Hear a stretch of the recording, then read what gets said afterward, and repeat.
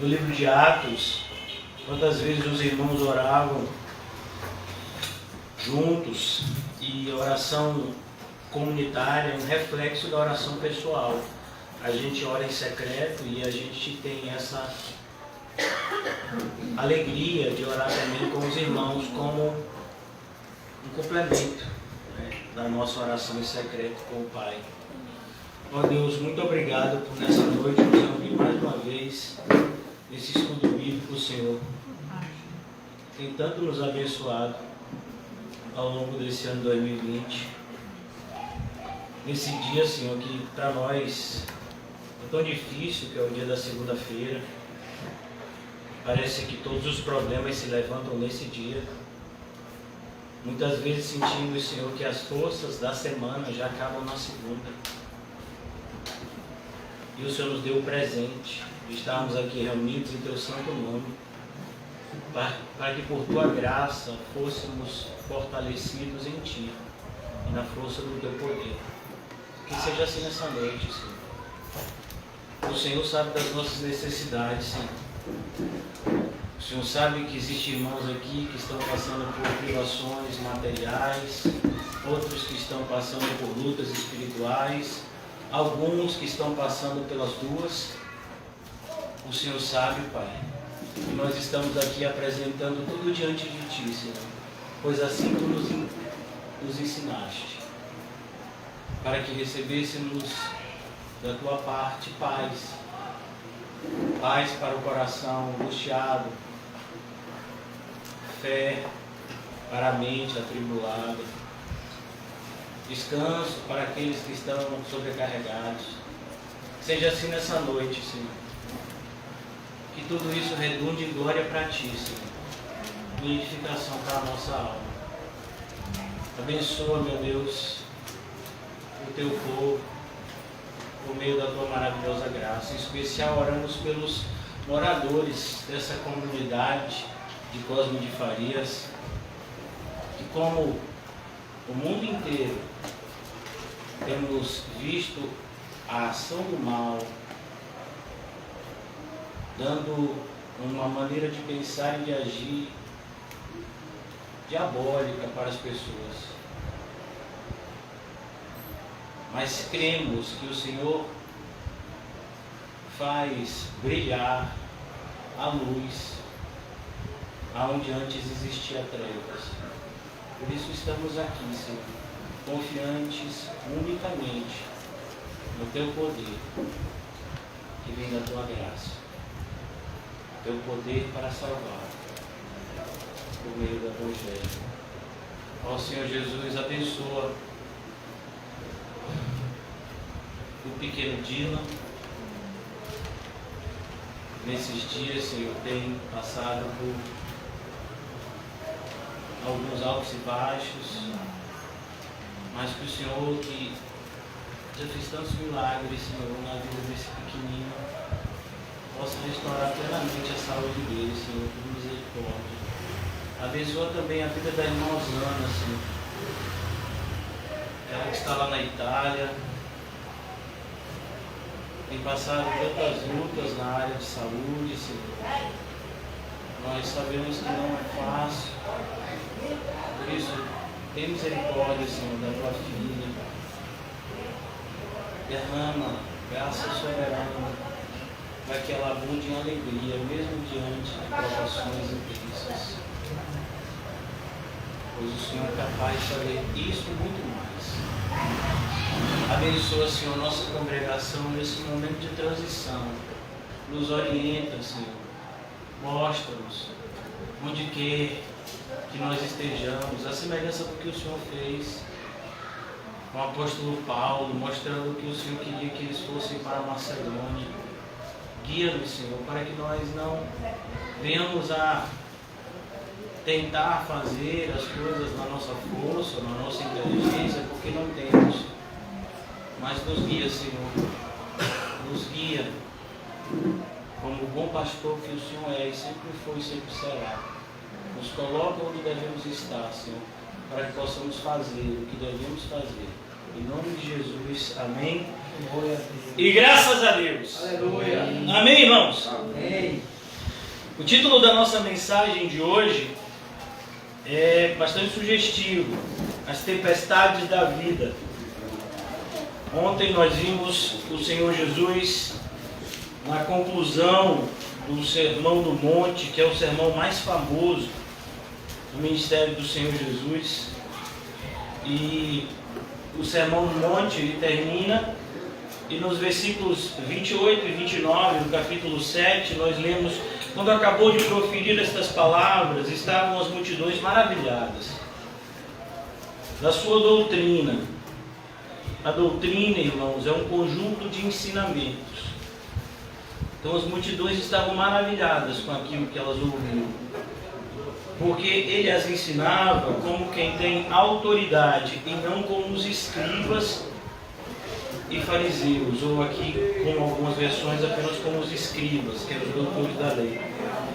Então, aqui no capítulo 8, a gente vai ver agora essa autoridade que é pronunciada aqui no final do capítulo 7, que diferencia o Senhor Jesus de todos os outros mestres que vieram antes dele.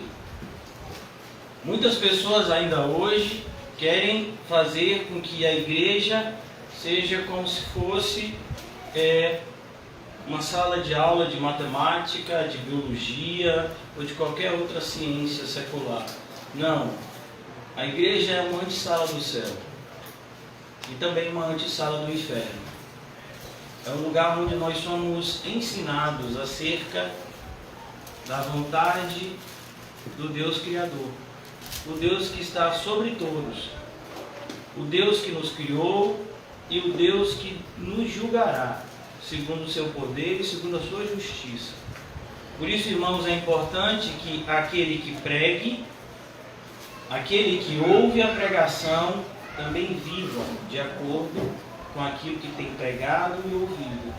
Foi assim que foi concluído ontem o Sermão do Monte. Nós vimos com a comparação de duas casas que externamente parecem iguais, mas que eram diferentes na sua fundação. Uma havia sido feita sobre a rocha e outra sobre a areia. E a tempestade vem para ambas. Uma é destruída e a outra fica intacta. Então que isso fique na nossa mente, porque aqui no capítulo 8, Mateus, o apóstolo Mateus, ele vai nos apresentar justamente essa autoridade que o Senhor Jesus tinha sobre o mundo espiritual. E nós, como cristãos, precisamos entender que essa autoridade também nos foi delegada. Quando nós temos comunhão com Cristo Jesus, o poder de Cristo Jesus é exercido por meio da nossa vida. Então, tudo aquilo que o Senhor Jesus fez, nós, como seus discípulos, temos também a missão de fazer. O Senhor Jesus disse no Evangelho de João, que estudamos recentemente, que aqueles que creem em mim farão obras ainda maiores do que a que eu fiz, porque eu vou para o Pai. Vimos como o Senhor Jesus nos ensinou, capítulo 7 de Mateus, que se a gente pedir, nos será dado. Então aquilo que nós estamos vendo aqui é algo que pode ser vivido por cada um de nós na proporção que nós andamos nas pegadas, nas pisaduras do Senhor Jesus. Iniciando então o capítulo 8, irmãos, vemos logo a cura de um leproso. A lepra era uma enfermidade que não somente afetava a vida física da pessoa, mas afetava a vida social. Do ponto de vista da sociedade judaica, o leproso ele estava amaldiçoado. Então a lepra também era vista como uma doença contagiosa. Então as pessoas que tinham lepra, elas não podiam ter contato com as pessoas normais, por assim dizer. Então elas viviam afastadas. Muitas vezes elas viviam em aldeias, de pessoas enfermas, de pessoas que igualmente a elas estavam impuras, do ponto de vista social, e mesmo quando eles caminhavam, eles tinham que caminhar com uma espécie de sino, que ficava um bastão, um cajado com um sino na ponta, E se alguém com desatenção estivesse aproximando, ele deveria gritar bem alto, leproso, leproso, para que aquela pessoa se distanciasse dele. Porque ele poderia inclusive ser apedrejado se ele entrasse numa aldeia sem o cuidado, né, de avisar da enfermidade que ele sofria. Então, a lepra era uma enfermidade que afetava não somente a vida física, mas a vida emocional da pessoa.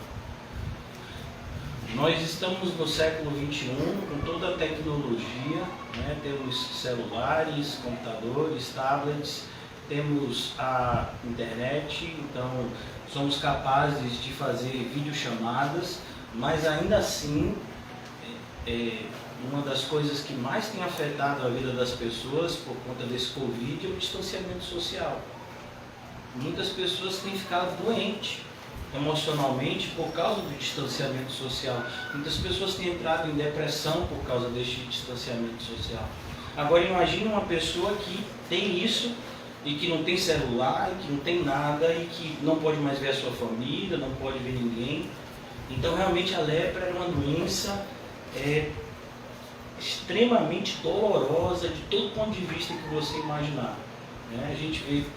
Quando a gente vê aquele paralítico que estava no tanque de Betesda, mas as pessoas passavam por ele.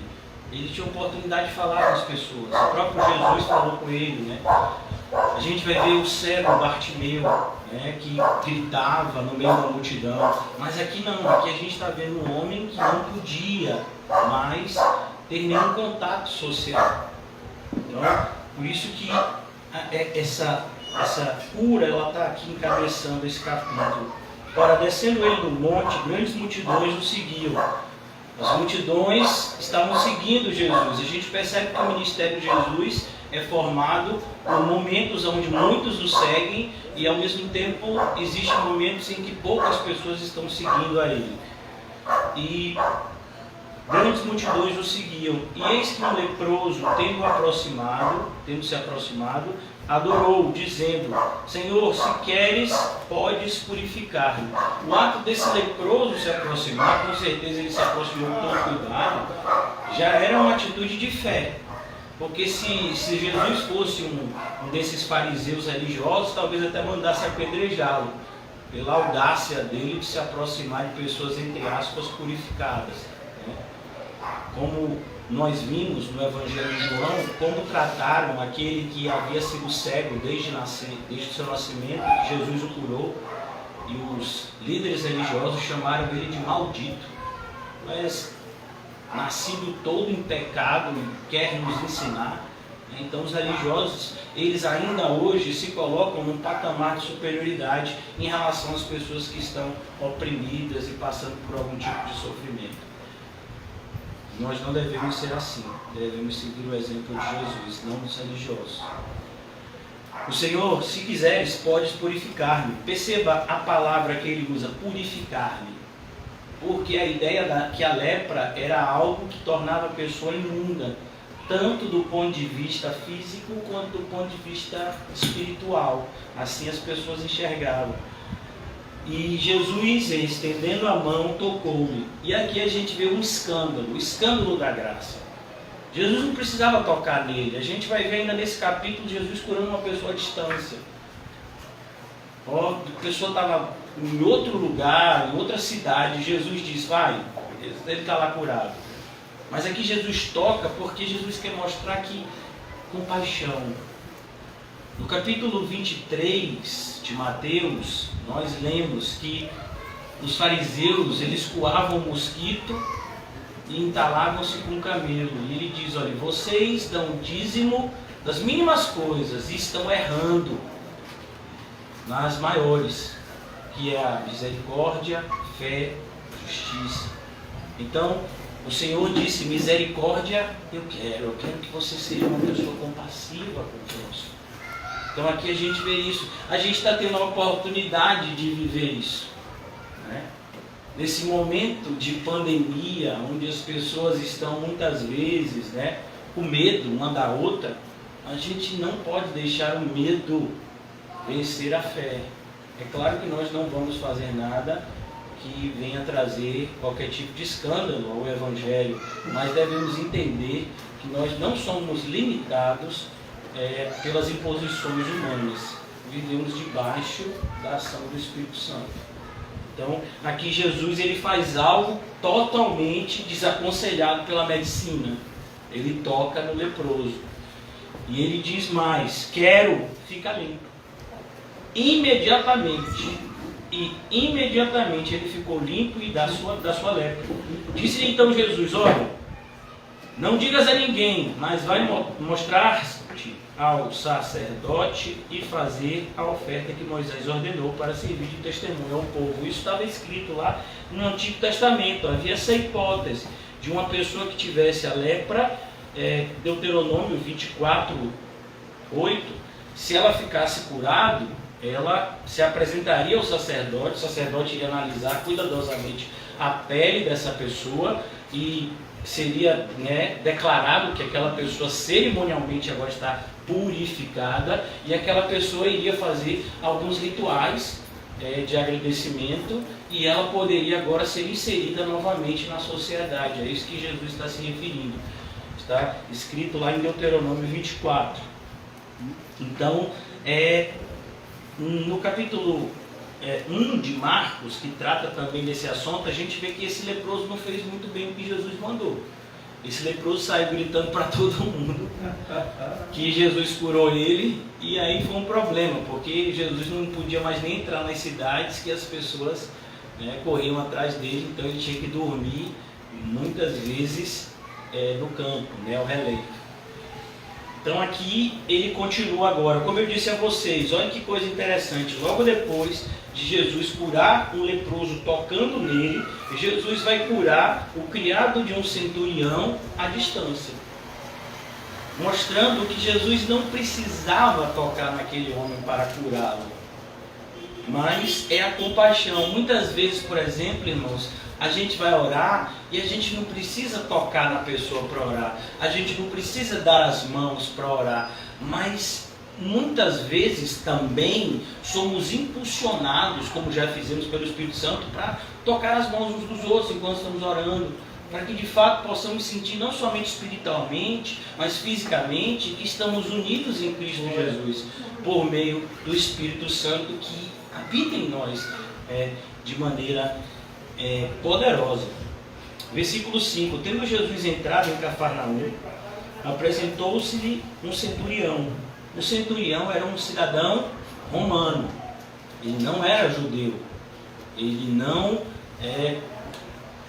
sabia, não respeitava, não cumpria as leis judaicas, mas a maioria dos centuriões já estavam familiarizados com o modo de agir do judeu. Então esse centurião ele vai até o Senhor Jesus, já sabendo, a fama de Jesus já estava correndo toda a região, e ele vai até ele implorando. Olha que coisa, ele é um centurião, ele tem uma posição de destaque, mas ele vai até Jesus implorando, porque ele sabe quem Jesus é.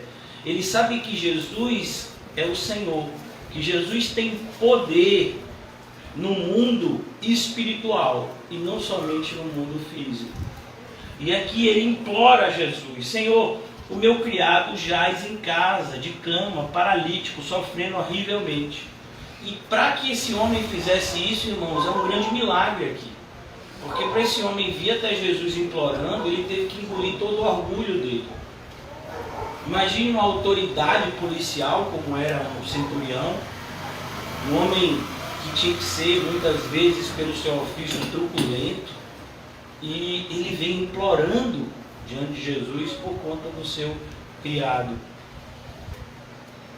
Versículo 7, Jesus lhe disse: eu irei curá-lo. Olha que coisa, Jesus disse: eu vou. Jesus não tem preconceitos, irmãos. Jesus ele veio para salvar todos aqueles que acreditassem nele, sejam judeus ou não judeus.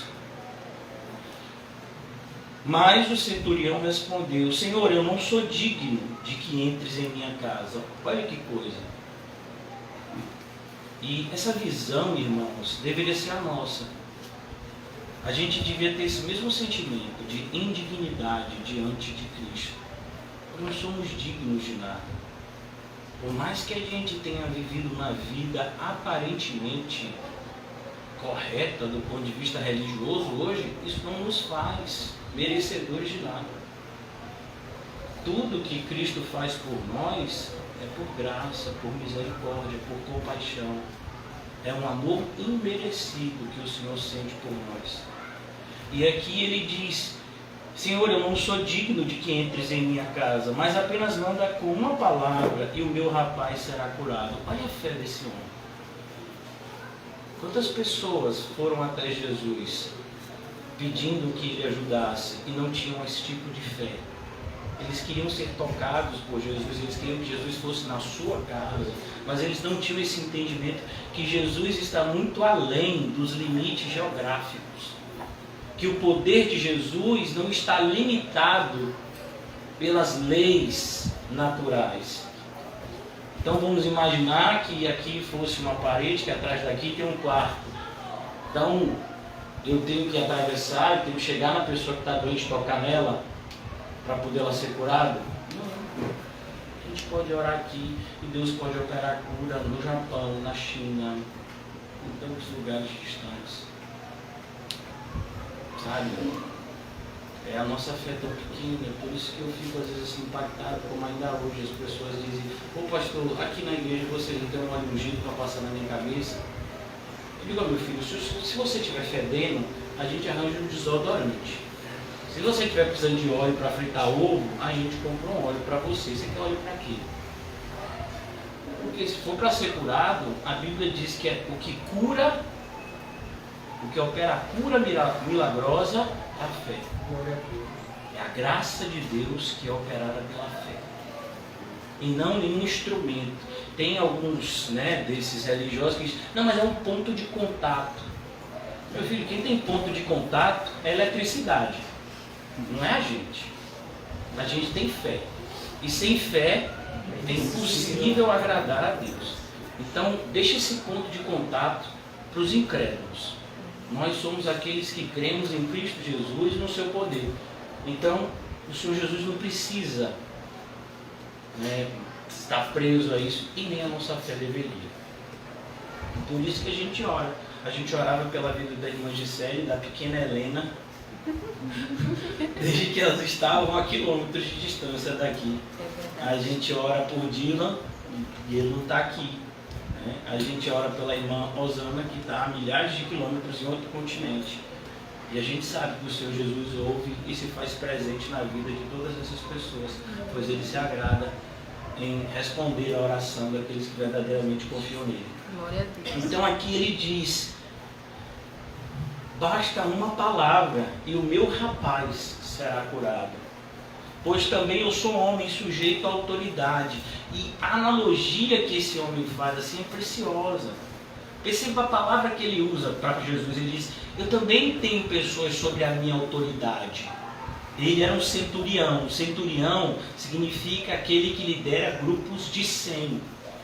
É assim que se dividia o contingente romano. Você tinha a legião, que era um grupo entre 2.000 e 6.000 soldados, que era dividido em centúrias, em grupos de 100 soldados, que eram liderados por essa figura que é o chamado centurião, que dava ordem àquele grupo de 100 pessoas. Então ele diz: eu também tenho homens sobre a minha autoridade.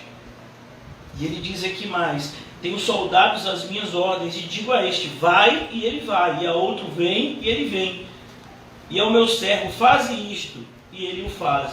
Ouvindo isto, admirou-se de Jesus e disse aos que seguiam: em verdade vos afirmo que nem mesmo em Israel achei fé como esta. Olha que coisa, essa frase de Jesus, irmãos, é uma frase de aprovação, mas é uma frase também de desaprovação. É uma frase de aprovação em relação a esse homem que nem judeu era, mas que entendia quem era Jesus e o poder que ele tinha, e uma frase de desaprovação em relação ao povo de Israel, que deveria reconhecer o Messias e o poder que estava sobre ele, mas não reconhecia. Ele veio para os seus, mas os seus não receberam. Mas todos quanto receberam, deu-lhes o poder de serem feitos filhos de Deus. Assim que inicia o Evangelho de João, o capítulo 1. E aqui a gente vê esse cumprimento, irmãos. Coisa preciosa. Em verdade vos afirmo que nem mesmo em Israel, e a gente pode aplicar isso, nem mesmo na igreja, a gente tem encontrado fé, como muitas pessoas que estão fora da igreja dizem que têm fé. Não, Jesus é poderoso. Você sabia que Jesus é poderoso? E por que está jururu? E por que está preocupado? Jesus é poderoso. Eu estou falando para mim, vocês não são mais espirituais. Então Jesus é poderoso para fazer muito mais do que pedimos ou pensamos. Já pensou nisso, irmãos? Muito mais do que pedimos ou pensamos. Então ele diz, capítulo 8 de Mateus, versículo 10. Agora no versículo 11. Digo-vos que muitos virão do Oriente e do Ocidente. Olha que coisa. Jerusalém, aquela região ali da Judéia, conhecida como a província da Palestina, ela fica justamente num lugar chamado Oriente Médio. Então você tem de um lado o Ocidente, do outro lado o Oriente, né? O Oriente no sentido a China, o Japão, né? E você tem do outro lado o Ocidente, né? Europa, a gente aqui, a América, que nem tinha sido descoberta ainda nessa altura. E Jesus diz, olha, muitos virão do Oriente e do Ocidente e tomarão lugares à mesa com Abraão. Perceba, Jesus não está falando de maneira física, está falando de maneira espiritual. Olha, eles tomarão lugar com Abraão. Eles vão tomar lugar com os eleitos, com aqueles que receberam a promessa da parte de Deus, com aqueles que viveram uma vida de relacionamento com Deus apesar das suas falhas. Eles foram aperfeiçoados por meio desse caminhar constante com o Senhor. Eles tomarão lugar na mesa com Abraão, Isaac e Jacó no reino dos céus. Olha a profecia de Jesus. Imagine hoje, irmãos, nós estamos aqui no Brasil, tão distante da região que Jesus pregou essas palavras, vivendo num país onde o idioma é completamente diferente de como Jesus pregou aqui. Jesus pregou em aramaico, Mateus escreveu esse evangelho em grego, e nós estamos aqui falando em português. Olha o poder de Deus para executar a sua vontade. E a gente que é servo do Senhor muitas vezes fica, rapaz, e agora? A gente vai fechar? E vai para onde esse negócio? E aí, rapaz? Rapaz, será que o pastor vai embora? Estou achando que o pastor vai dar um a zero. Olha a cabeça de muitos, né? Se deixar tudo para Juninho, ele vai ficar doido. Ele não aguenta não, irmão. Os olhos vai sair para fora, só se vai ser. Irmãos, Deus é poderoso para renovar a gente de uma forma assim sobrenatural. Ele está no controle de tudo, irmãos. Ele está na sala do trono. Todas as nossas dificuldades fazem parte do projeto de aperfeiçoamento de Deus. Eu e você precisamos amadurecer. Assim como, por exemplo, quem aqui sabe fazer bolo? Eu não vou levantar a mão porque eu não sei. Quem sabe fazer bolo? Né? Às vezes você sabe dar bolo, né? Marca com a pessoa 4 horas, chega a 10. Então, ninguém, eu não sei porque olha para o irmão. Que preconceito com o irmão Quinho. O pessoal fica olhando para ele. Não? Quando a gente faz bolo, fez o bolo bem bonitinho, a massa, eu não sei nem como é que faz, mas diz que bota leite, ovo, né? Esquema, farinha de trigo, açúcar. Bota sal também? Pouquinho só, né? Aí vai botando, aí que sabe fazer, ó. Aí palha e mexe, e aí bota aonde na geladeira? Não. Onde é que o bolo fica bom? E aí? Você sabia que Jesus, na época de Jeremias, comparou você e eu com um vaso? E você sabe como é que o vaso era feito na época de Jesus? O oleiro fazia o vaso, né? Tipo, uma daquelas máquinas de costura antiga, que a costureira ficava com o pezinho assim, tchac, tchac, tchac, tchac. Eu tinha uma avó que fazia, tinha essa máquina em casa. Mas o oleiro tinha uma máquina daquela e aí ficava rodando assim o barro e ele ficava dando a forma ao vaso. Quando estava na forma, ele botava onde? No forno, para endurecer o vaso, para o vaso ficar bom. E você é um vaso. E aí? Vai ter que ir para o forno. E aí vai. Os irmãos, né, que se casaram, que têm as suas alianças aí de ouro, 24 quilates. A minha é 1 quilorde. Outro dia me perguntaram, pastor, é de prata? Eu digo, não, meu filho, é ácido cirúrgico, R$30. Então, a gente percebe que as dificuldades, elas estão na nossa vida para o nosso bem, não para o nosso mal. Mas é difícil, né, irmãos, perceber isso. Na hora a gente não percebe não, na hora a gente dá uma murmuradinha assim, né? Envergonha o nome do Senhor. Aí depois fala, ô Senhor, salva-me, Pai. Amém. De novo, murmurei de novo, Senhor. Não acreditei de novo, Senhor. Meu Deus do céu, de novo eu me desesperei. Não acredito. De novo eu me desesperei à toa, Senhor. E o Senhor foi lá e me ajudou, como o Senhor sempre me ajuda. A gente fica, né, constrangido. Então a gente tem que, uma hora a gente precisa amadurecer, irmãos. Né? Às vezes o forno tem que ficar mais quente para a gente amadurecer. Será que é assim? Ou tá boa a temperatura? Né? Então vamos lá. Versículo 12. Ao passo que os filhos do reino, olha que coisa, os filhos do reino, quem era? A nação de Israel. Paulo vai falar inclusive sobre eles receberam a lei, eles receberam os profetas, e como é que eles não creem em Jesus até hoje, irmã Heleninha? Se você for lá em Israel e falar de Jesus, o pessoal vai ficar indignado com você. Os judeus não creem em Jesus, eles veem Jesus como um falso profeta, como um falso Messias até hoje. Imagina, e fazem chacota com Jesus. Jesus é um judeu. Seu próprio povo faz isso com ele. Então, aqui ele diz, ao passo que os filhos do reino serão lançados para fora. Ó, irmãos, eu sei que tem gente que diz aí, tem igrejas que até pregam que a nação de Israel vai ser salva, né, de uma maneira diferente. Mas aí você tem que rasgar a Bíblia. Porque do início ao fim dela, toda a Bíblia aponta para a salvação de uma única forma, pela fé no Cristo de Deus, que é Jesus Cristo, que é Jesus de Nazaré. Então, se você quer pregar uma salvação fora de Cristo, aí você vai ter que providenciar um outro livro, porque a Bíblia não vai te ajudar nessa sua pretensão insana, porque é uma mentira.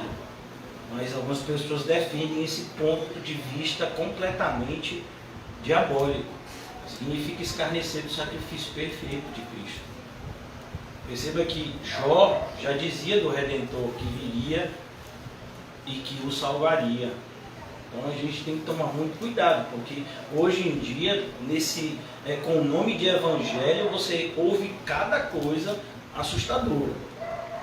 Versículo de número 12 ainda. Ao passo que os filhos do reino serão lançados para fora, nas trevas, ali haverá choro e ranger de dentes. Mais uma prefiguração do que? Do inferno. Jesus tinha falado do inferno no Sermão do Monte, como um lugar de fogo, um lugar de sofrimento. E aqui ele fala também de sofrimento com a expressão de choro e ranger de dentes. Choro aqui no sentido de tristeza, com a oposição que no céu a gente vai ter somente alegria. E ranger de dentes, né? Fala de ódio. No céu a gente vai ter amor. Então, versículo 13. Então disse Jesus ao centurião: vai-te e seja feito conforme a tua fé. E alguém tem fé aqui? Amém. Né? Tá pequeno. Vai crescer. Igual o bolo. Bom Jesus. Vai-te e seja feito conforme a tua fé. E naquela mesma hora o servo foi. Você já imaginou que você pode chegar na sua casa hoje e está tudo diferente lá? Oh, Jesus! Eita Deus! Mas não fala isso não, que eu me emociono, não acredito. Não pode, irmão, não pode não. Amém. Você tem fé? Eu acho difícil, mas se tiver, pode, irmão. E aqui a gente vai ver a cura da sogra de Pedro. Tendo Jesus chegado à casa de Pedro, viu a sogra deste acamada e ardendo em febre. Febre, a gente sabe que não é uma doença. A febre, ela é uma evidência de que você está com algum quadro infeccioso no seu corpo, no seu organismo, né? Uma infecção, tanto viral quanto bacteriana, né? Uma das formas de evitar o contágio do Covid, e o pessoal vem com uma pistolinha, você fica até com medo, né? Aí é para tirar a temperatura. Você faz assim, você está assustado, né? Aí pode entrar. Ele ligou, graças a Deus. Que ali ele está vendo sua temperatura. Tem eu acho que é 37 graus, né? Que não pode. Qual é a temperatura que não pode? Acima de 37. Né? Acima de 37, né? Que é estado febril. Porque um dos sintomas do Covid é a febre. Eu, particularmente, quando tive o Covid, eu não me lembro de uma febre mais alta antes não. Só se quando eu era criança. Mas logo quando eu fui diagnosticado com vírus, eu tive uma noite assim assustadora, uma febre altíssima, assim, que dava calafrios. E aqui está sendo descrito esse tipo de febre, onde ele estava acamada. E naquela época não se tinha os remédios que a gente tem hoje, né? Mas Jesus tomou-a pela mão. Mais uma vez, que coisa. Jesus tomou-a pela mão. E a febre a deixou. Ela foi curada. E o mais interessante, irmãos, aqui a gente vê uma lição. Perceba que nessas duas curas aqui a gente vê uma lição. O centurião, a fé dele, que disse: Jesus, o senhor não precisa ir na minha casa para curar um dos cegos, eu não sou digno. E aqui a sogra de Pedro, no exato momento que ela foi curada, o que foi que ela começou a fazer? Ela passou a servir. E aí, se Jesus faz alguma coisa na sua vida, você faz o quê? Eu vou pra praia. Eu vou jogar bola com meus amigos na rua, não, Paulo Henrique? Eu acho que eu vou jogar videogame, não, Henrique? Hein? Vamos imaginar que Jesus opere cura na vida de alguém aqui. Vamos imaginar que Jesus opere cura na sua vida financeira. E aí surge na sua conta bancária 10 mil reais. O que você vai fazer? Pastor, eu vou na promoção que está tendo lá. O pastor falou esse valor, pastor. Eu ia comprar uma geladeira nova, um fogão novo. E essa é uma benção. Não fala disso. Irmão, Jesus te curou e você tem que servir a Ele. Aleluia. É igual a loucura do Natal.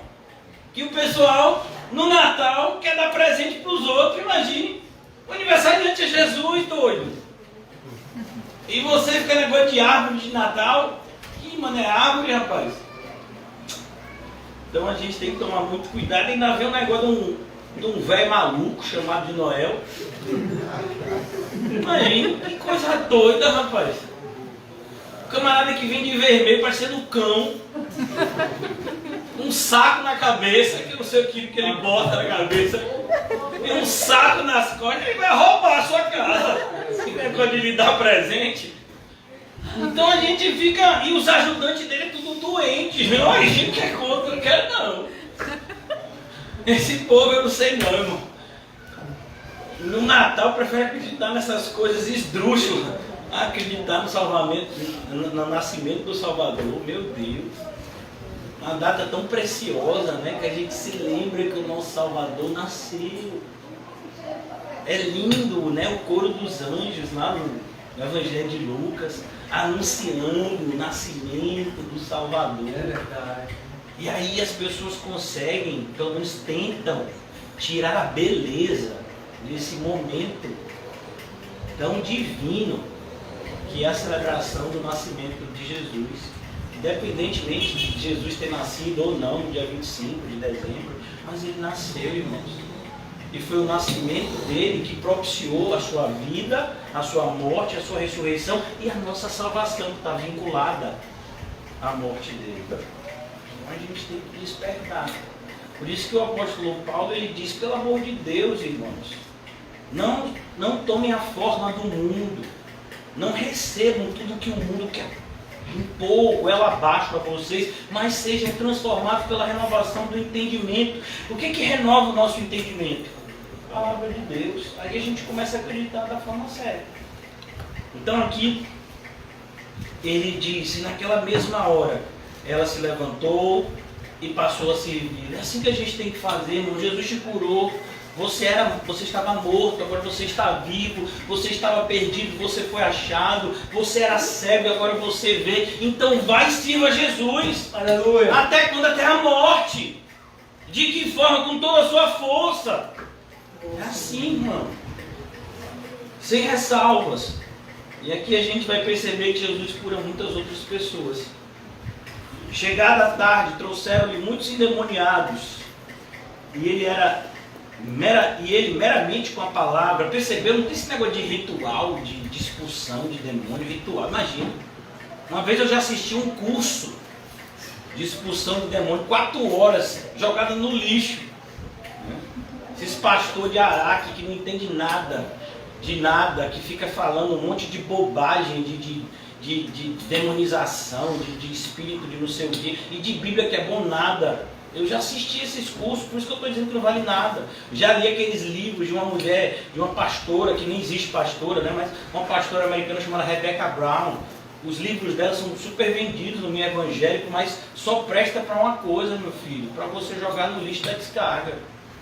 Porque de Bíblia o livro dela não tem nada de bom, de bíblico. Mas as pessoas se alimentam dessas coisas. Quando na verdade a libertação, sabe? O demônio sai, a escuridão sai, quando a luz chega. Você é luz? Então as trevas vão ter que ir embora. Agora o problema é você ser trevas e querer expulsar trevas, aí não consegue. Então aqui, chegada a tarde, trouxeram muitos endemoniados e ele meramente com as palavras expeliu os espíritos e curou todos os que estavam doentes, para que se cumprisse o que fora dito por intermédio do profeta Isaías. Ele mesmo tomou as nossas enfermidades e carregou as nossas doenças. Jesus é o cumprimento de todas as profecias do Antigo Testamento. Versículo 18. Vendo Jesus muita gente ao seu redor, ordenou que passassem para outra margem. Mas Jesus, irmãos, ao mesmo tempo que Jesus curava as pessoas que vinham até ele, Jesus não queria que as pessoas o seguissem meramente por essas coisas. Ele repreendeu muitas vezes essa cidade aqui, cidade de Cafarnaum. A gente vai ver mais adiante nesse mesmo evangelho. Ai de ti, Cafarnaum! Ai de ti, Betsaida! Cidades que eram vizinhas, que ficavam à margem do mar da Galileia, cidades onde Jesus passou muitas vezes curando pessoas, e ele disse: vocês acham que vocês estão salvas porque eu operei curas, milagres no meio de vocês? Não, isso só faz de vocês mais dignos de condenação, porque a quem mais é dado, mais lhe será cobrado. Então eu fiz tanto por vocês e vocês ainda não se arrependeram, ainda continuam vivendo uma vida de pecado. Então aqui, Jesus ele não queria ser seguido por conta de milagres. Ele fala isso de maneira expressa. No Evangelho de João ele diz: não busque o pão que perece, mas busque o pão que dura a vida inteira. Não trabalhe pelo pão que perece, mas pelo pão que dura para sempre. Então aqui ele continua e ele fala... Acabou? Acabou? Não. Ele ligou sozinho. O Espírito não corre. Sai! Amém. Agora voltou. Vocês ficam com isso aqui a brincadeira? Não digo nada para vocês. Então ele continua. Deixa eu... Ele ligou de novo. Vai. Eu acho que é a bateria. Não é espírito maligno, não. É a bateria. É a bateria. Mas a minha voz é suficiente, né? Tá ótimo. Tá boa? É bem. Dá para assustar, não dá? Amém. Dá para pregar. Dá para pregar. Vendo Jesus, muita gente ao seu redor, ordenou que passassem para outra margem. Então, aproximando-se dele, um escriba disse-lhe: mestre, seguir-te-ei para onde quer que fores. Ó, as pessoas que hoje em dia enchem as igrejas. A gente vai ver essas pessoas aqui. Tem um monte de gente que diz que quer ser crente. Ah, rapaz, eu acho ser crente legal. Aquele pastor é meio doidinho, mas eu acho que ser crente é legal. Porque Jesus, ó, Jesus é ó. E Jesus faz mesmo as coisas. Então assim, eu quero ser crente. Jesus, eu vou seguir você, eu vou seguir o Senhor aonde quer que o Senhor for. Mas Jesus respondeu: as raposas têm os seus covis, as aves do céu ninhos, mas o Filho do Homem não tem onde reclinar a cabeça. E aí quem segue Jesus é outro. Porque muitas pessoas seguem Jesus acreditando, tendo falsas expectativas de que ao seguir Jesus, a vida deles, do ponto de vista material, vai melhorar. Não, irmãos, quando a gente segue Jesus, nós temos o privilégio de andar com Deus, como Enoque andou. Mas isso também atrairá a ira e a oposição de todas as forças das trevas. A gente deveria achar isso bom, mas muitas pessoas abandonam, como o segundo tipo de solo. Parábola que Jesus conta em Marcos 4, aqui no Evangelho de Mateus, ele vai estar no capítulo 13, a parábola do semeador. O segundo tipo de solo recebe com alegria, igual esse homem. Ouviu a pregação de Jesus, viu o que Jesus fez, mestre, eu quero te seguir.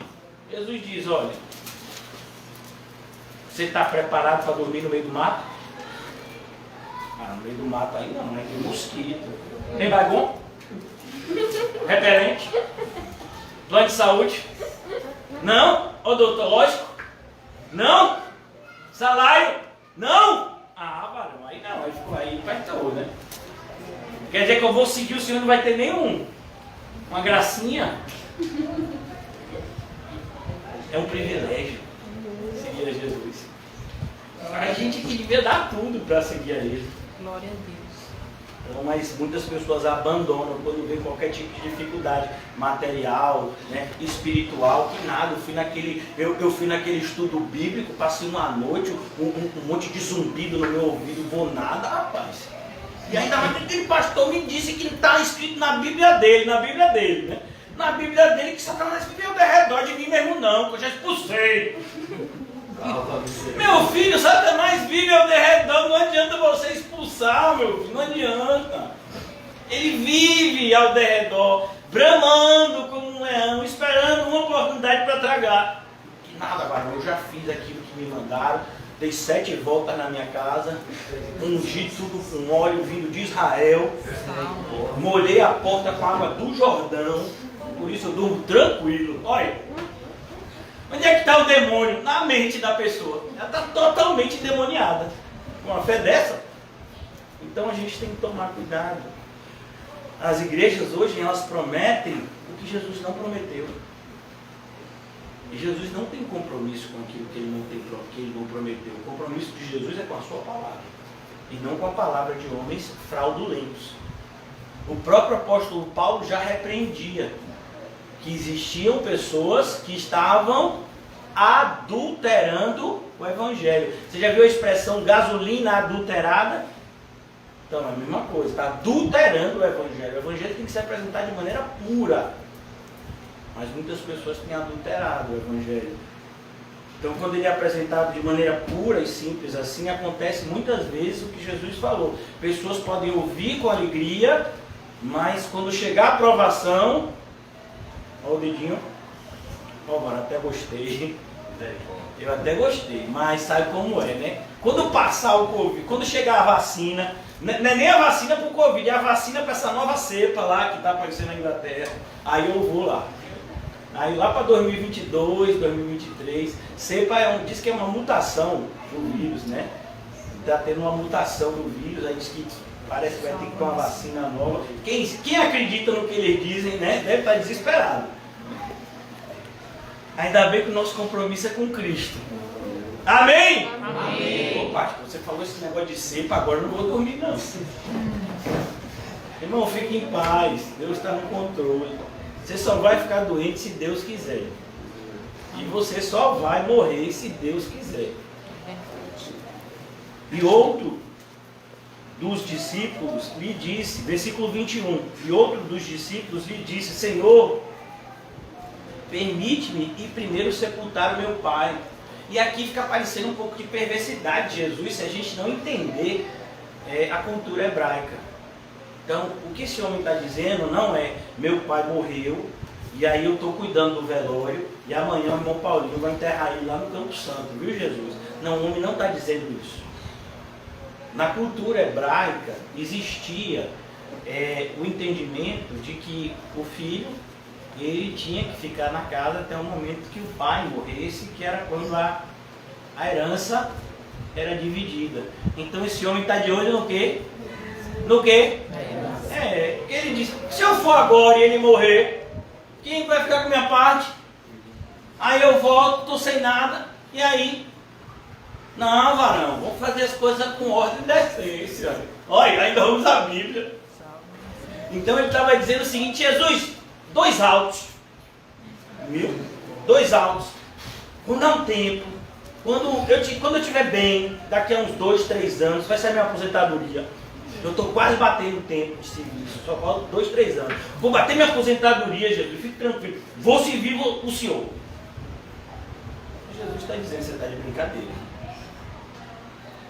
Então, se Jesus estivesse dizendo, deixa os mortos, se Jesus estivesse dizendo, o velório do seu pai amanhã me segue hoje, ainda assim seria correto. Porque a gente viu como os apóstolos abandonaram imediatamente suas profissões e seguiram Jesus. Mas aqui não, aqui Jesus está falando para uma cultura onde as pessoas esperavam muitas vezes, como algumas pessoas esperam hoje. Eu estou falando com vocês coisas que eu já ouvi. Eu já ouvi de pessoas isso. Olha, quando minha aposentadoria sair, eu vou me dedicar mais à obra de Deus. Eu tenho um dinheiro aí para receber, quando ele sair, aí eu vou fazer isso. Meu filho, você sabe do amanhã? Como é que você está fazendo assim esses projetos? Se você não sabe do amanhã. Você tem que seguir Jesus hoje, como se não houvesse amanhã, porque pode ser que não exista. Você acha que todo mundo que está esperando um dia viver de aposentadoria vai viver? Deus, irmão. Fica um monte de gente correndo atrás, sabe? Parecendo que isso é a coisa mais importante do mundo. Não, irmãos. A coisa mais importante do mundo é o que não é deste mundo. É a porta que nos leva ao céu. E essa porta é Cristo. Então vale a pena. Por isso Jesus estava sondando o coração daquele homem e disse, replicou-lhe, porém, Jesus, segue-me, deixa os mortos sepultar os seus próprios mortos. Deixe que aqueles que estão mortos sepultem os seus mortos. Olha, irmãos, muitos enterros são uma celebração da hipocrisia. Pessoas às vezes estão 10, 20 anos sem ver o parente morreu, está lá chorando. Ô meu filho, quando estava vivo você teve 300 ou 1000 oportunidades de ver e não foi ver, e ele está chorando agora por quê? Aí está chorando lá no velório. Quando sair do velório vai fazer o quê? Vai beber, vai fazer como se nada tivesse acontecido. É uma hipocrisia assim louca. Sabe, eu já fui a alguns enterros assim, você fica pensando assim, meu Deus, o que esse pessoal tem na cabeça? Agora, o enterro de um cristão, irmãos, a gente não se entristece muito não, porque a gente sabe que vai se encontrar com ele no céu. A gente fica sentido pela falta física, mas a gente sabe que logo, logo a gente vai estar com ele lá, em nome de Jesus. É da nossa parte. A gente que já leu, né, o Peregrino, que já assistiu o Peregrino, quando o fiel morre, ele passa por cima, né, assim, uma carruagem, e aí cristão vê ele chegando no céu, né, e cristão ainda tem um longo caminho para percorrer, né, para chegar lá e se encontrar com ele. Então, a gente tem que fazer de tudo para com todos, para, se possível, salvar alguns. Não da dívida, não das drogas, não de uma vida de imoralidade, mas salvar as pessoas do fogo do inferno, da ira de Deus. E a única forma é o arrependimento. E o arrependimento ele só vem por meio da fé. E a fé, ela vem pelo ouvir e ouvir a palavra de Deus. De maneira que como crerão aqueles que nada ouviram, e como ouvirão, se não há quem pregue, e como pregarão se não forem enviados? Quão formosos são os pés daqueles que levam as boas notícias. Então está tudo conectado. É por isso que o inimigo investe tanto em fechar verdadeiras igrejas, em dificultar a vida daqueles que pregam o verdadeiro evangelho, para que aqueles que propagam um falso evangelho consigam enganar o maior número de pessoas possíveis. E a gente já viu O que vai acontecer no último dia, Jesus abriu a cortina do templo para quem estava lá na igreja ontem, no capítulo 7, muitos me dirão naquele dia, Senhor, Senhor, e ele vai dizer, apartai-vos de mim, jamais vos conheci. Olha que coisa desesperadora, irmão. Você chegando lá e dizendo, Jesus, o Senhor é tão lindo como o pastor falou que o Senhor era. Aí Jesus vai dizer, mas por que você não seguiu o que ele ensinava? Agora você não vai entrar aqui no céu. Olha o desespero, irmão. E agora? Percebe que a gente tem que consertar a nossa vida hoje, imediatamente, e não postergar isso de forma alguma. Versículo de número 23, inclusive, foi o que gerou o título da nossa mensagem. Essa passagem tão conhecida que Jesus acalma a tempestade. Eu sei que muitos de nós estão vivendo dias turbulentos, né? Inclusive aquele que vos fala. Mas aquele que envia a tempestade é o que manda nela. Eu acho interessante que os discípulos vão falar, quem é este que até o vento e o mar lhe obedecem? Eu já contei isso, mas é sempre bom a gente contar, porque algumas vezes alguns irmãos se esquecem, outros não prestaram atenção quando foi contado. Essa tempestade que Jesus está falando não é uma tempestade de chuva. A região de Israel, ela tem uma geografia toda particular. Então aqui nesse lago da Galileia, ele fica abaixo do nível do mar e ele é cercado de montanhas. Essas montanhas, muitas vezes, dessas montanhas descem correntes de vento e até hoje os marinheiros dizem que essas correntes de vento elas são temidas porque elas fazem com que a situação do lago de Genezaré, o que a gente chama de Mar da Galileia, mude em frações de minutos tremendamente. Então às vezes você está num ambiente totalmente tranquilo, com águas calmas, e de repente você vê aquelas ondas gigantescas, aquele vendaval enorme, né? Então isso acontece até os dias de hoje, né? Em algumas épocas essas correntes de vento elas vêm, né, por meio das cordilheiras, das montanhas, e elas passam no Mar da Galileia, provocando essa reação climática. Então, por isso que ele não fala que manda na chuva, que manda na nuvem, porque não é uma tempestade de chuva, como a gente está acostumado aqui no Brasil. Uma tempestade de vento, no meio de um lago, né, de tamanho gigantesco, a ponto de ser chamado Mar da Galileia. Então, vocês entenderam? Amém. Por isso que é aquele que manda no vento e no mar. Então, entrando ele no barco, seus discípulos o seguiram. Quem seguiu ele? Os discípulos. E a multidão ficou. É sempre assim. Quando a gente marca para fazer alguma coisa, quem vai? Mas a multidão, não tem outra coisa para fazer nesse dia. O que é que você tem que fazer? É a festa de 2 anos do cachorro da minha vizinha. Não posso faltar. Totó vai fazer 2 anos, vai ter um bolo, vai ser um negocinho lindo. Até Antares vai. Comer um bolo, assim, que é aqueles bolos para cachorro feito com ração animal. É um negócio lindo. E aí eu não posso faltar. Né? É uma desculpa assim que é daí para Pinó. Então, entrando no barco, seus discípulos o seguiram, e eis que sobreveio no mar uma grande tempestade. E aí, essa tempestade, vocês já entenderam, a tempestade de quê? De vento. Eles estavam lá no mar e estava tudo tranquilo, e aí veio a tempestade.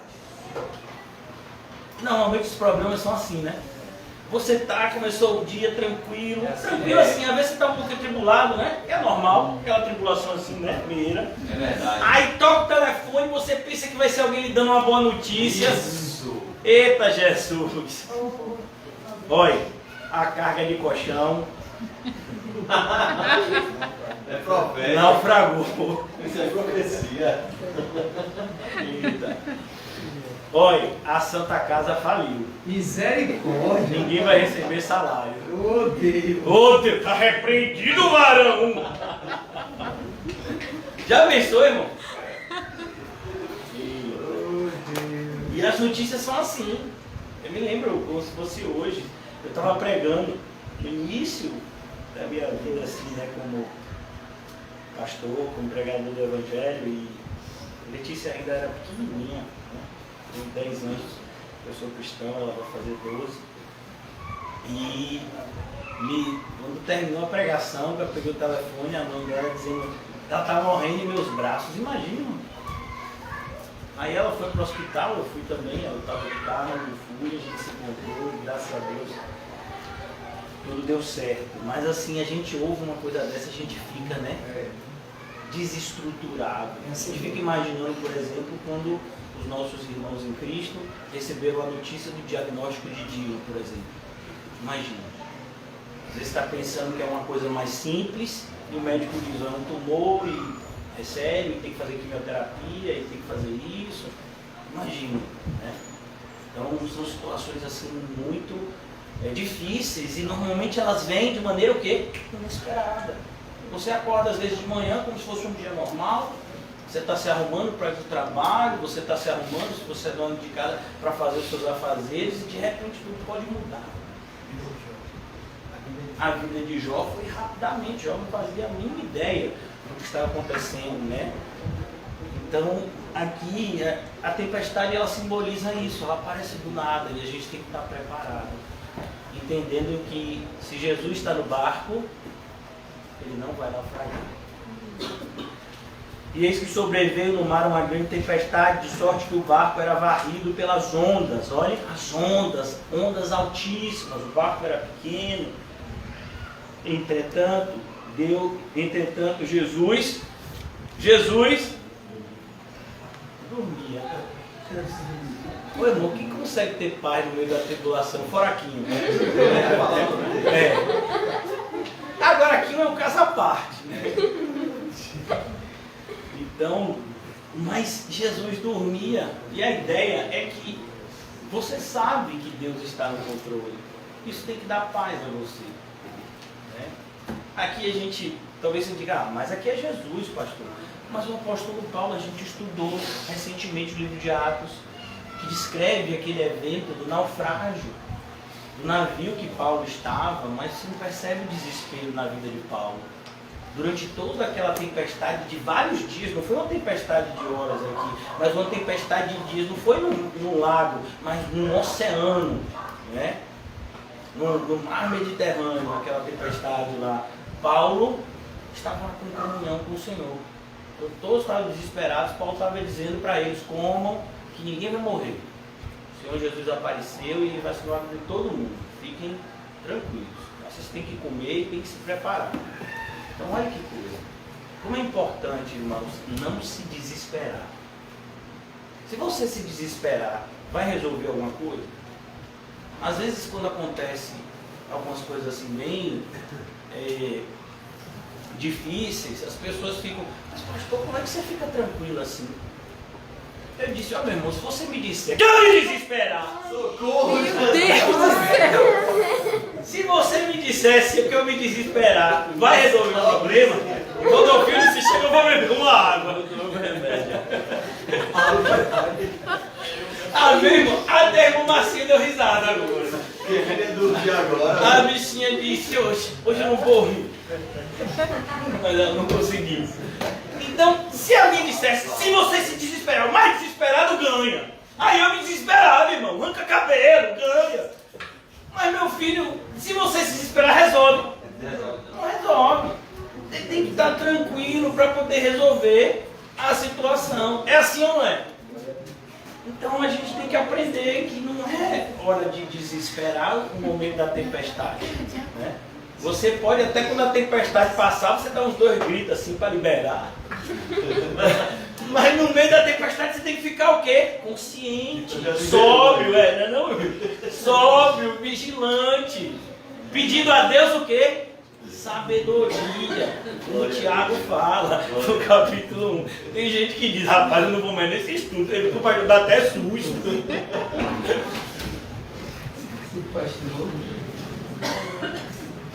Jesus dormia, irmãos. Ó, viu, Adolfinho? Me perdoe. E Jesus dormia.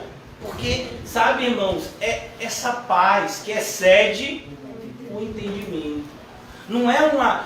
porque você vai perceber que existem pessoas que acham que não estão em perigo. Não, aqui existe um perigo. Você precisa entender que a sua vida está constantemente em perigo. Mas nós temos um protetor. E nós confiamos nele. É diferente de quem acha que não tem perigo nenhum. Por exemplo, uma criança, ela não tem medo muitas vezes do mar. Ela não tem medo de uma piscina ser funda. Ela não tem medo de trovão, de tocar num fio que ela vê solto na rua. Por quê? Porque ela não sabe que é perigoso. Mas eu e você que somos adultos, se a gente vê um fio desencapado na rua, o que a gente faz? A gente sai logo de pé. Porque quem já tomou choque sabe. Então, às vezes a criança, ela não percebe, a pessoa imatura, a pessoa que não tem discernimento, ela não percebe o perigo. E por isso, então, ela fica tranquila. É diferente do cristão. O cristão sabe que sempre está em perigo, mas ele tem um protetor. É como disse Davi no Salmo 23. Ainda que eu passe por um vale sombrio. Ele sabia do perigo, mas ele diz, o Senhor está comigo.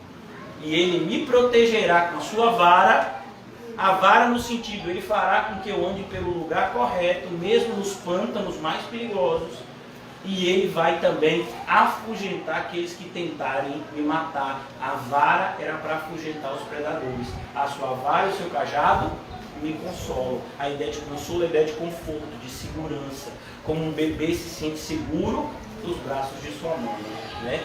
Então aqui Jesus, ele tinha essa confiança e ele nos incentiva a ter da mesma forma que o Senhor está no controle de tudo.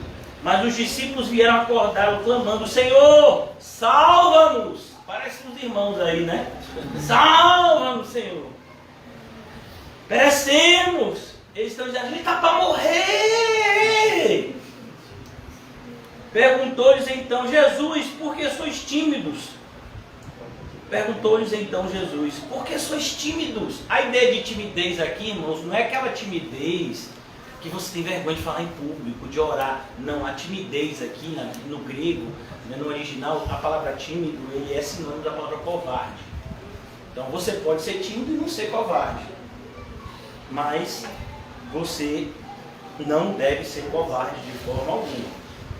Porque os covardes não é dado o reino dos céus. Então, quando Jesus mandar você fazer alguma coisa, meu filho, engula o medo e vai lá e faz. Então ele diz, por que vocês são tão tímidos? A ideia aqui é porque vocês estão com tanto medo, estão tão desesperados. Ele diz, homens de pequena fé.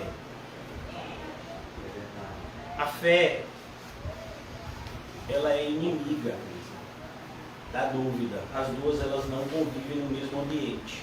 Ou o seu coração está cheio de fé, ou está cheio de dúvida.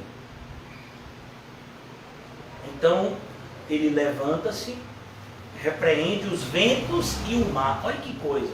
Ele repreende primeiro o vento, que ocasionou aquela tempestade. Eu disse para você como essas tempestades eram formadas.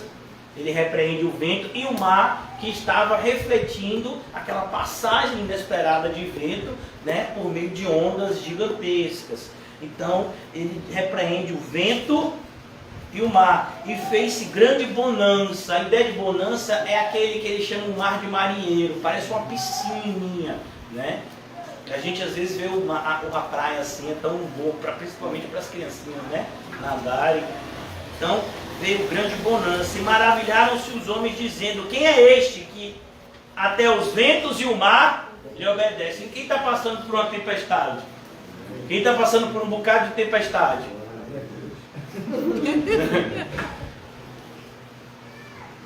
Quem é que está no controle da tempestade? Aquele que está no barco com a gente. Então a gente pode ficar em paz. Na hora certa a tempestade vai passar. O que não pode passar é a sua fé. Amém. Ela tem que permanecer. E ao término da tempestade, ela tem que crescer. crescer na graça e no conhecimento, por meio dessas experiências, muitas vezes dolorosas, no caminho do Senhor. E agora, concluindo aqui essa passagem do capítulo 8, você vê a cura de 2 endemoniados gadarenos. Tendo eles chegado à outra margem, a terra dos Gadarenos, né, conhecido como terra de Gadara ou Gesara, vieram-lhe ao encontro 2 endemoniados, saindo dentre os sepulcros, e a tal ponto furiosos que ninguém podia passar por eles a caminho. Você já encontrou os endemoniados assim? Meu filho, eles estão por aí, viu? E eis que gritaram: que Deus contigo, ó Filho de Deus! Ó, se alguém olhar para você assim e falar isso, você faz o quê? Pastor, eu corro. Olha, meu irmão, eu só vou dizer uma coisa, só para você ficar com medo mesmo. Você acha que quem vai correr mais, você ou o endemoniado? É melhor você se apegar com Cristo, viu? Porque nessas horas a corrida... Meu filho, quem você acha que corre mais? Você é um pitbull. É melhor você se apegar com Cristo. Então, se apegue logo com Cristo, dobre seu joelho, ore com fé, diga: Senhor, a oração que a gente aprendeu em Mateus 6, né? Senhor, livra-nos do maligno. Então esses 2 endemoniados gritaram. Olha, quando eu gritei foi porque a Bíblia gritou. Vocês ficam aí fazendo essa cara, dizendo que eu sou doido. Eles gritaram: que temos nós contigo, ó Filho de Deus? Vieste aqui atormentar-nos antes do tempo. Olha que coisa, irmãos. O normal é os normais, entre aspas, né? Porque não é normal. Quem não está com Cristo está com quem? Com o demônio. É porque a gente tem essa ideia hollywoodiana de que uma pessoa endemoniada, ela tem que subir nas paredes, virar o pescoço, né? falar diferente, né? Assim, meu filho, Judas, Satanás, o príncipe demônio entrou nele e ele foi de boa vender Jesus numa tranquilidade, de maneira super racional, equilibrada. Então, cuidado com essas expectativas. Às vezes uma pessoa vem conversar com você com ideias assim mirabolantes, uma pessoa super sensata, e ela está endemoniada a um nível assim assustador. Você falar do nome de Jesus é capaz dela pular para longe. Então, tira essa ideia hollywoodiana da sua cabeça de que os endemoniados eles se rasgam e gritam. Não, normalmente não é assim não. Isso aqui é uma exceção. O mundo inteiro jaz no maligno, mas nós que cremos em Cristo somos de Deus. Então, essencialmente, quem não está em Cristo está seguindo as ordens do príncipe deste mundo. Paulo fala inclusive isso em Efésios capítulo 2. Nós antes seguíamos o curso deste mundo.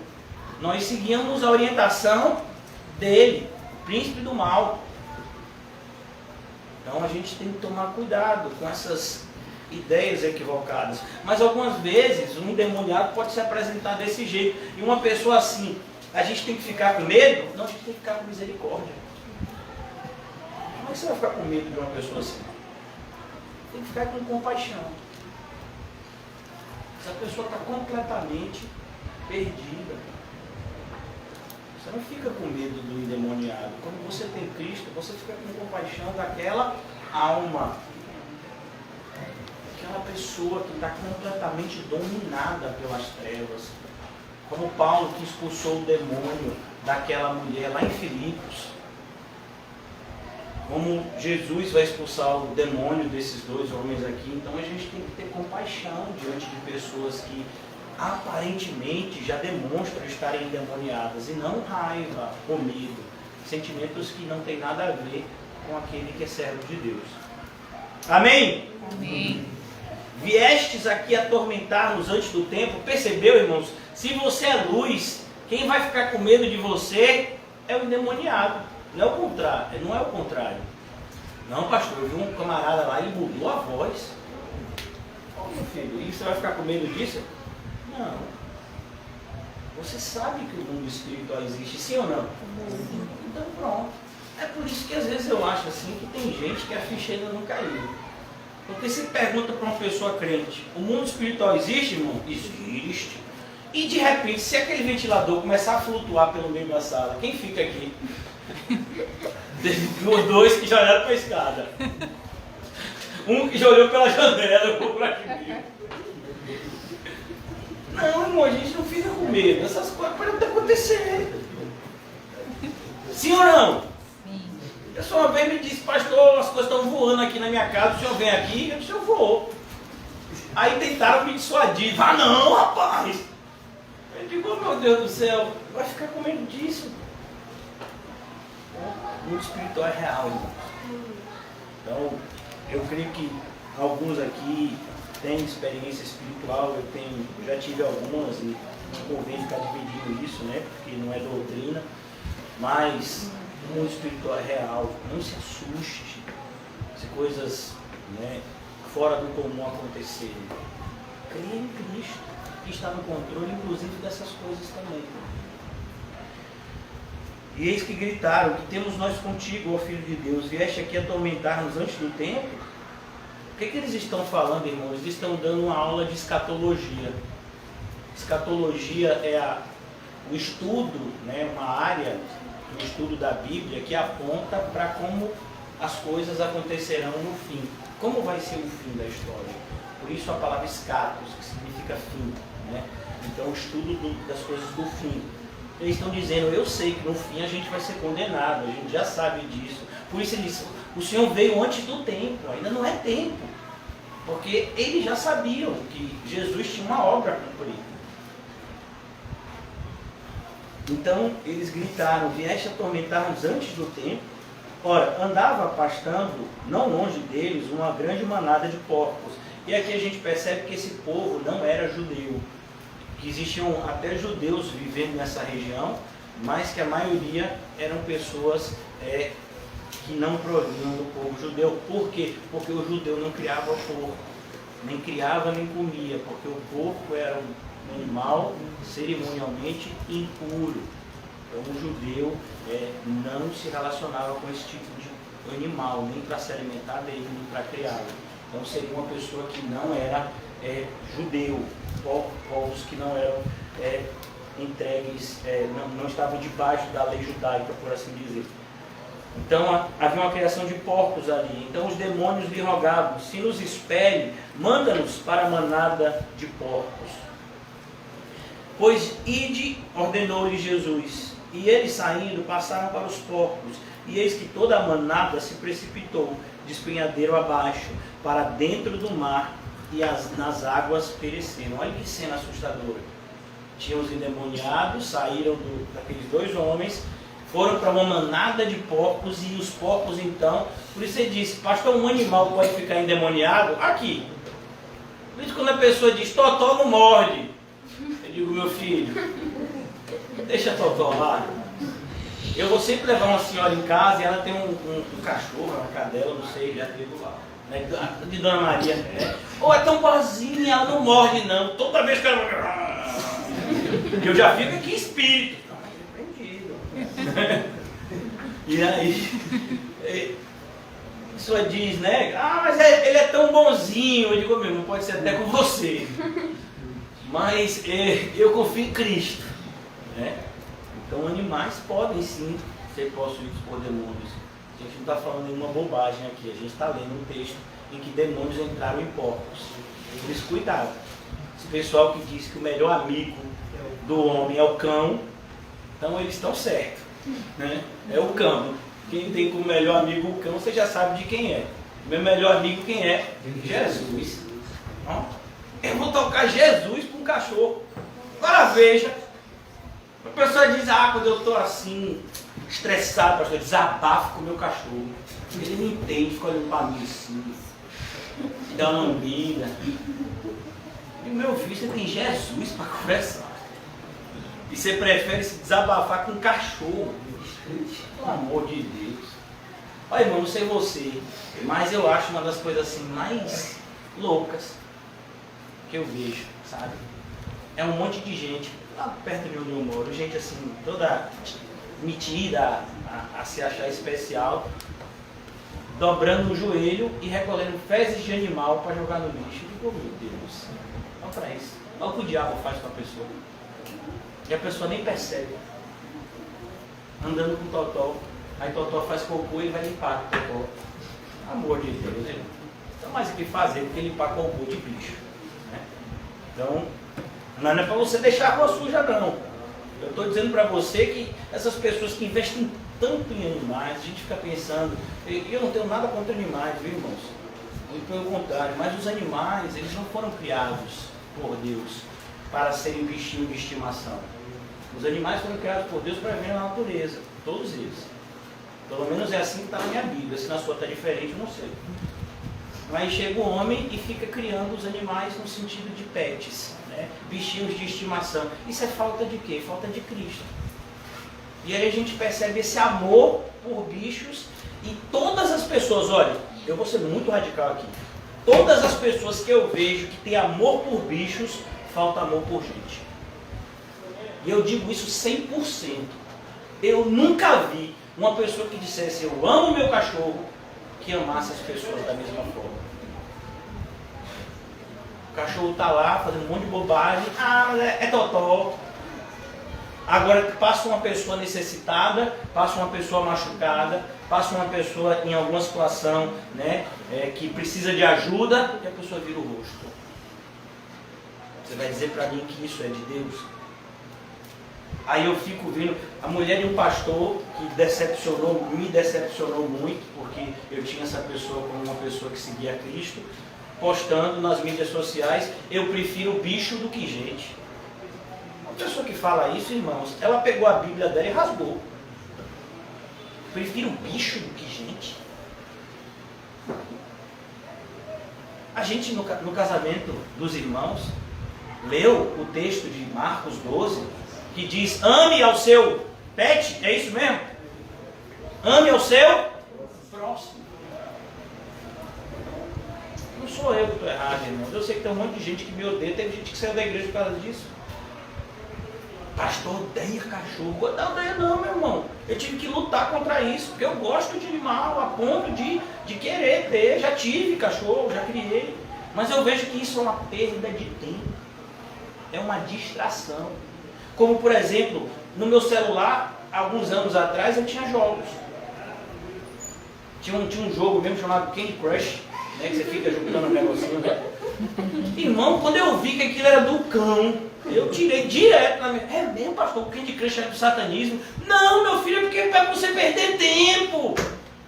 E eu li na Bíblia que a gente não pode perder tempo, a gente não tem tempo a perder, ó. Os dias são maus e a gente tem que remir, a gente tem que ganhar tempo.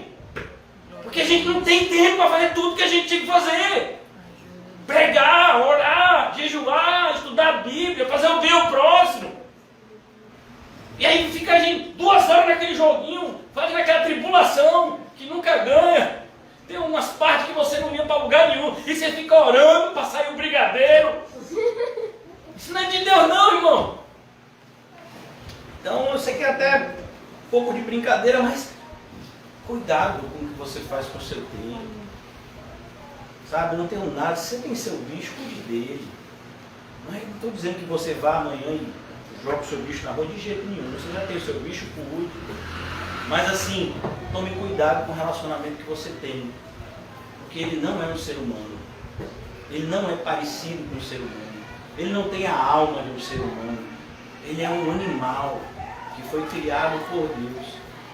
Mas ele não é um ser criado à imagem e semelhança de Deus como um ser humano.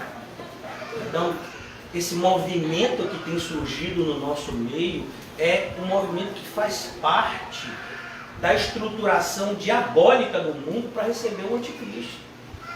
As pessoas veem isso em algumas coisas, em outras elas fazem de conta que não estão vendo, né? Então, devemos estar atentos. Aqui a gente vê o quê? Demônio entrando em quê? E bicho. É o pastor que está inventando? Está onde? Na Bíblia. Então, se vier um negócio de um gato para cá... Eu oro. Tem uma irmã que até, eu falo irmão pela fé, né? Mas que mora aqui perto, né? Que os gatinhos dela passam aqui tudo aqui. Por cima. Ela um dia disse, você não quer um gato não, pastor? Eu disse, não, minha irmã, obrigado. Eu tenho 2 ovelhinhas lá em casa.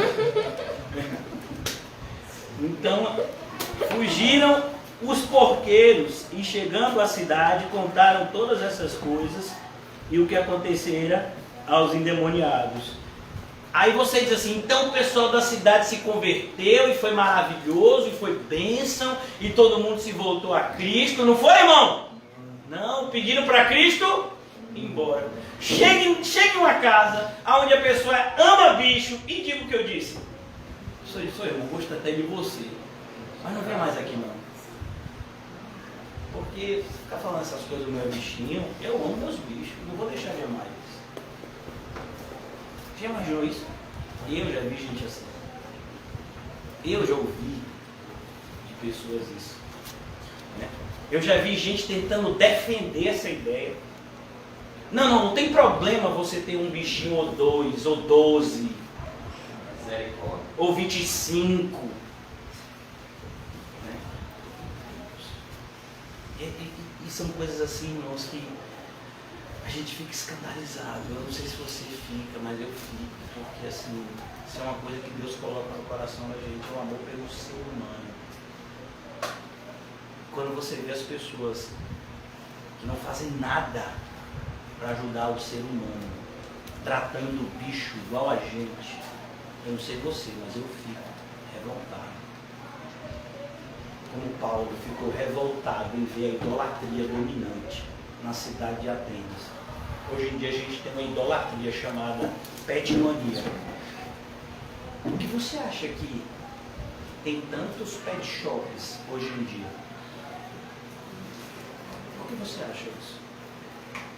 Você sabia que quando as pessoas se casam hoje em dia, elas não querem ter mais filhos, elas querem comprar um bicho? Você sabia disso? É uma pesquisa. Não é de crente não, irmãos. É uma pesquisa de todo mundo. As pessoas preferem ter animais a filhos. Percebeu? Não tem problema, não tem problema sim. Então a gente tem que tomar cuidado com essas coisas. Eu nem tinha planejado falar isso, né? Mas tome cuidado, irmãos, com o que você faz com o seu tempo. Tome cuidado com as suas escolhas, porque elas trarão consequências. Consequências que podem ser boas ou más, de acordo com a escolha que você fez. Que o Senhor nos ajude a fazer a escolha certa. Obrigado, Deus, por nessa noite nos falar. Muitas vezes, Senhor, ouvimos coisas que dói. Mas se dói é porque existe pecado que precisa ser tirado.